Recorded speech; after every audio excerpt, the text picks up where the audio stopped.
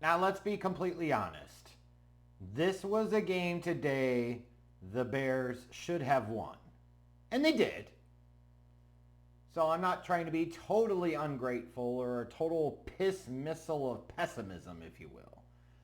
But it is one of those wins where you say, hey, that's cool. That's what you should have done.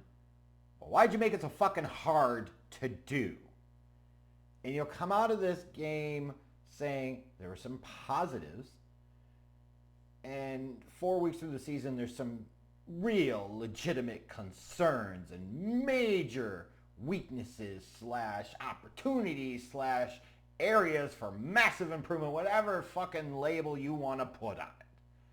That's what we got, for me at least, coming out of this game today. Where do we start?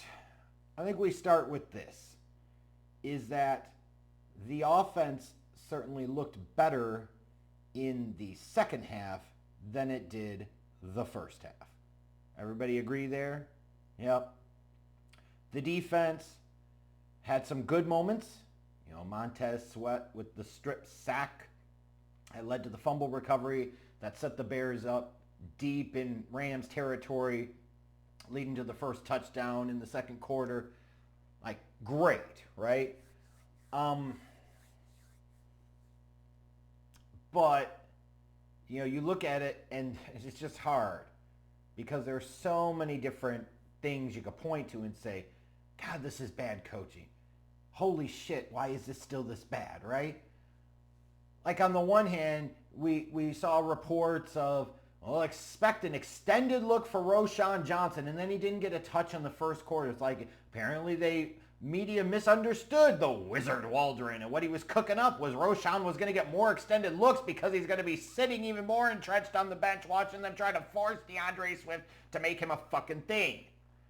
Well, on the positive side, it feels like as the game went along a little bit, they started to figure out, hey, this always bashing DeAndre Swift between the tackles shit ain't working. Get him involved in the passing game. Get him out in open field where he can't just run up the ass of an offensive lineman that's getting his shit pushed in by 4 yards. That might work. And then it'll create some opportunities in the running game. And you could even feel the vibe of this game when Roschon did come in for a little bit in the second quarter and he was running between the tackles. Like, he runs between the tackles, gets a few yards, and then Caleb's able to read option off of that, pick up a first down. It's what they should have done against a horrendous Rams run defense. Right?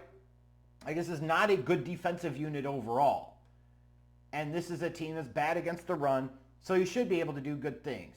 So I'm going to take the positive, even though I'm still kind of frustrated with how much they're just digging in on DeAndre Swift.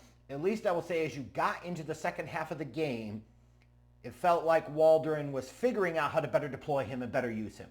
So that's a positive. And Swift rewarded him with 165 yards of total offense today and a touchdown. But to me, it really started with him in the passing game, because early on it sure looked like it was going to be the same old story, same old sorry shit in the running game. It really, really did. That offensive line, though, is still absolute dog shit. Just dog shit. Tevin Jenkins hurts his ribs, and now he's out. And you're like, oh, there you go. Typical Tevin sitting on the frickin' sidelines with his glass ass. Braxton Jones getting his shit pushed in consistently today by Jared Verse. Like Jared Verse, Braden Frisk were having monster games.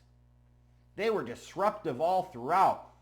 And you're looking at Jared Verse as a rookie, Braxton Jones in his third year, and you're trying to think about some decisions long term about who's going to be your left tackle, manning Caleb Williams' blindside. But more and more what you're finding out is you don't know who that answer is, but you know who it's not. It's not Braxton Jones.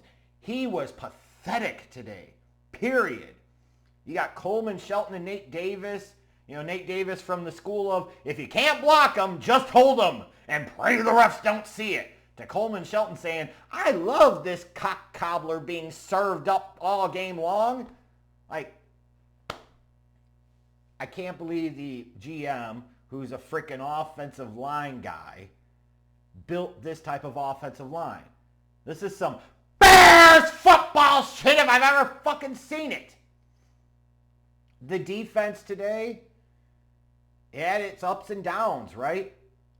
Like you talk about to start off the game, the Bears get the ball first offensively, don't do much with it. The Rams get the ball, and then they go on a long, sustained drive that leads to 3 points. Now you would say, what would happen if they had Cooper Kupp and Puka Nacua in this offense today? Would the Rams have scored a lot of points and won this one? And the answer is probably yes. But they didn't have them, right? This is why the Bears should have won this game. And frankly, it shouldn't even have been this close. Well, when you talk about the pure mismatches in terms of coaching, like Sean McVay was probably worth at least a touchdown here today, right? Like, that's how much it mattered. The difference between him and Matt Eberflus. They come into the game prepared. The Bears don't. Now, it feels like the Bears were figuring it out in the first half a little bit. And you got the big sweat strip stack. But then you go to halftime. Okay, Rams are going to get the ball first. And what happens? The Bears defense allows them to immediately march down the field. Ends up in another field goal. So there's positive there. It's a mixed bag today, right? But thank God the offense, I can't believe I'm saying this, bailed them out. And that following series is probably the best offensive drive this team has had this year with the great touchdown pass from Caleb Williams to DJ Moore. It was a great play, great throw, great catch, great finish to the drive. And, you know, when you look at DeAndre Swift talking about him having a big game here, it's really set up to me by the play before what I think has been Caleb Williams' best throw through 4 weeks of the regular season, where folks are having some questions about his deep ball accuracy. And those are concerns that were there, folks, in 2023 at USC. But in some cases, you say, yeah, he's been off the mark some, but then the rope down the sideline to DJ Moore, that's actually Caleb making the right throw. DJ Moore slowing down on the route. That's not on Caleb. There are other misses you can point to where it is. But him making that throw over the middle, over the linebacker's outstretched hands, layering that throw into Cole Kmet, that's the best throw I've seen. Within structure and all that. And what happens? Next play, boom, DeAndre Swift, touchdown run. For those that were critics of the Bears drafting a punter and Tory Taylor in the 4th round, thinking, well, that's Bears football if I've ever fucking seen it. You saw today why you invest a mid-round pick on a guy like Tory Taylor, because he flipped field position multiple times, came up in some big spots with some big punts. That's why you fucking do it. Tell me how my ass tastes. Gervon Dexter had a couple of disruptive plays today, including a sack. And if you're looking for positives, where Zach Pickens hasn't shown you shit, Gervon Dexter is showing you something. Again, positives, right? We're looking for positives here. And there were some. Even though Caleb Williams threw for 360 plus yards last week, I think today's performance, 17 of 23 for 157 and a touchdown, couple of decent runs, like this was his best performance. Even though you could say a couple of times he held the ball a little too long in the pocket, that's true, right? It is. But you could see him being able to execute within structure. You could see some of his command in the offense. You could see him, as is typical for a Bears quarterback, no matter who it is, cussing out the sidelines because they're taking too fucking long to get the play. And like, how hard is this, gentlemen? You have one fucking job to do as a play caller and you can't even execute that right. Christ. The Bears defense forcing a couple of turnovers. You know, Montez Sweat coming up big. And it wasn't the frequency or number of plays that he made today, but the one that he made really made a difference, right? That's why you pay that guy a big-time contract. You want him, you'd like him to make even more havoc happen, but in a big spot, he came up with a huge play that helped change the momentum of the game at that point for the Bears. But yeah, like, it's a win. They got away with the hit on Stafford to the head at the very end when he throws the pick to Brisker. Brisker had some good spots in this game as well. So there were positives there, right? But, you know, if you take away, for example, Swift's touchdown run, the 36-yarder, right? You're talking about he had 15 carries for 57 yards, still averaging under 4 yards a rip. While they figured out later on how to better deploy him, like, there was still a lot of stubbornness about trying to run him between the tackles. You know, they got Swift involved in the passing game, though. That's really good. DJ Moore, you had the thing before the end of the first half with the route. and slowing down, but he comes through with the touchdown catch, right? Again, so there were positives in this one. The punter, Tory Taylor, comes up huge. Gervon Dexter playing well. Caleb Williams showing some growth and progression. It is not all doom and gloom, and frankly, in a spot where you could point to both sides of the ball at different points at different areas and say they were not playing great football. They're playing closer to Bears football. The reality is they found a way to win, which is something that playoff teams have to do. Win when you're not at your best. The Bears clearly weren't at their best today, and they were facing a better opponent or a more well-manned Rams team. They would be 1-3. Let's not kid ourselves here. Let's not get delusional. But they beat the opponent that they had on the schedule today. They are 2-2. And if you said after 4 games, would you take 2-2? You'd be like, I'd rather they be 3-1 or 4-0, but 2-2 is okay. You can fucks with that. You can make the playoffs with that record. You'd probably take that, right? But no turnovers by Caleb today. You know, the one really nice touchdown play, a couple of other really nice throws, executing within structure. Again, at the end of the day, that's what's the most important thing. You do still want to see this team put more of their trust in Caleb Williams, though.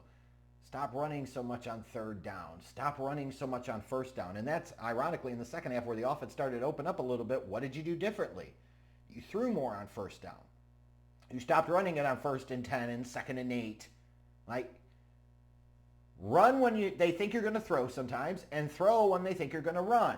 Use your previous tendencies against your opponent. That's what good coaching is supposed to do. And I'm not saying the Bears have good coaching. I really don't think they do, but a win is a win, so you'll take it, right? But let's not kid ourselves. They've got a lot to work on here. And for those that are saying the defense is great, they're not great. That secondary looked bad at many points in time today. They couldn't cover Atwell to save their frickin' lives, it felt like. That run defense, Kyren Williams had 94 yards on 19 carries and a touchdown. So, yeah, let's not be anointing this defense. They're a solid unit that makes some big plays. That is true. But great or elite, they certainly aren't. And in situations where the offense has just moved the ball down the field and score, they've got to get better about them, not immediately getting their own shit rocked and allowing the opposing team's offense to march right back down the field. You got to take advantage of energy, you got to take advantage of momentum, and you got to keep it on your side. So let's not just be excusing the defense. They need some work too. And you're going to say, man, you always pick on the defense. No, you know what? You've invested a lot on that side of the ball. You've got a defensive-minded head coach. Maybe your standards are too fucking low and my standards are appropriate to the situation, the team, the organization.